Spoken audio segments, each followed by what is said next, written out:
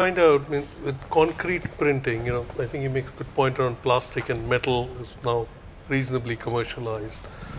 So are we trying with concrete 3D, are we trying to find a problem to solve? Because is there a problem? And are we having problems manufacturing in traditional concrete?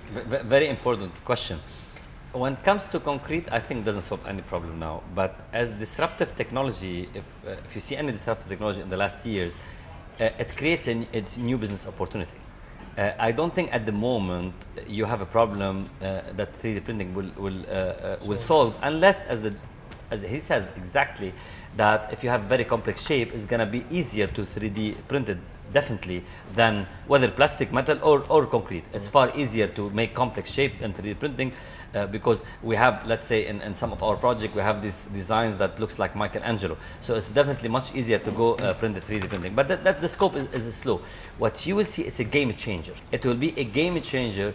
And additive manufacturing, first to answer the plastic, and because exactly always the answer might be different between plastic, metal from one side, concrete from the other side.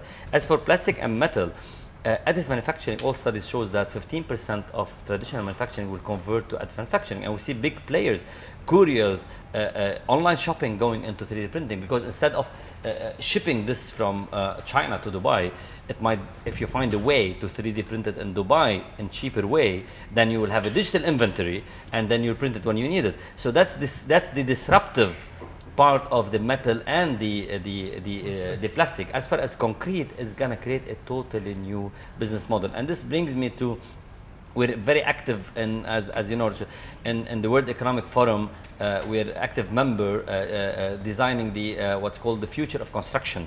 Looking at 2050 vision and imagine the world version, different scenarios, extreme scenarios.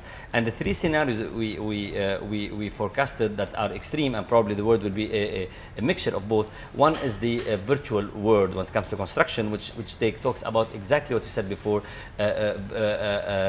artificial intelligence, big data, and robotics. So you can imagine a world connected, and with robots, be it 3D printed or others, autonomous driving, all working, and you can remotely measure them, and with all the big data analytics, it helps you to do things better. So this is one version of the reality in 2050. Another one was more a green reboot. God forbid we have a disaster in environment, and then all the construction will be driven by environmental friendliness, by having construction method that is sustainable, material that's reusable, etc. So how the world would look like, and what construction industry needs to do. The third one that we foresee is the other extreme version, is that a factory runs the world. Exactly what you said, prefabrication. And each one, eventually we have startups now that are starting, and we're in contact with them now. One startup for the first vision is that Katera in USA. Katera, it's only suitable for USA because it's wooden small houses, and it does the factory runs the world. It mimics a bit because it's streamlined from design to engineering, and you design the house, they prefabricate it in their factories, and then the role of the contractor will be more assembly. We're not contracting. That's one scenario.